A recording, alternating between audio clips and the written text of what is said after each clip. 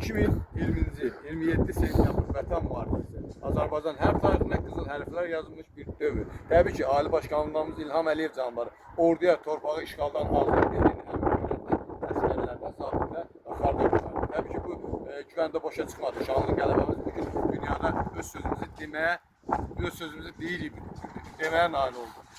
Həmin döyüşlərdə iştirak edən qəhrəmanlarımız öz adlarını Azərbaycan hər tarixinə qızıl hərflərlə yazırdı. Həmin qəhrəmanlarımızdan biri də Sənan. Təbii ki, Sənan öz döyüşü ilə demək olar ki, Azərbaycanın oğlanlarına, Azərbaycanın gələcək nəsillərinə bir örnək oldu.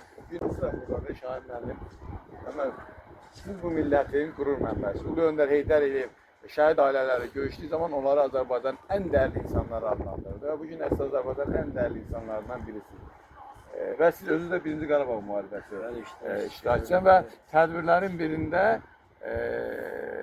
Şahin müəllim qayıtdı ki, bu günləri müharibə olsaydı, mən yenə də övladıma deyərdim, get torpaqlar uğrunda döyüş, əgər şəhidlik alınayarsa, şəhid olun. Bəli, Azərbaycan oğlanlarının, Azərbaycan vətənpərvər insanların bax, bu cür atalardan törənən övladlardır.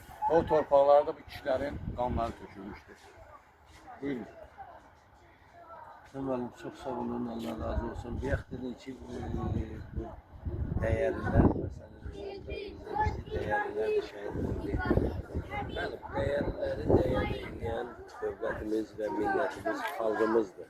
Bizim xalqımızın da dəyərli, qeyrətli oğlanları inşallah görsən, baba uşaqlar hamı ziyarətdədir bugünkü gündə. Bunlar öz qızıldan qiymətli vaxtları sərf edir. Öz dəyərlərə bildirirlər. Dəyərlər ziyarət etməklə öz dəyərlərini bildirirlər. Dəyərli olmaqlarını bildirirlər. Allah sizdən və bütün xalqımızdan razı olsun. Allah canınızı sağ eləsin. Allah razı olsun.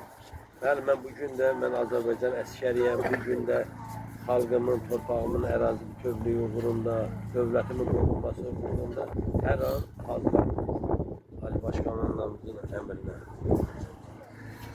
Allah rəhmət eləsin. Allah rəhmət eləsin. Şəhidlərimiz də o dünyada bizi ağ görüşməyi nəsib etsin. Amin.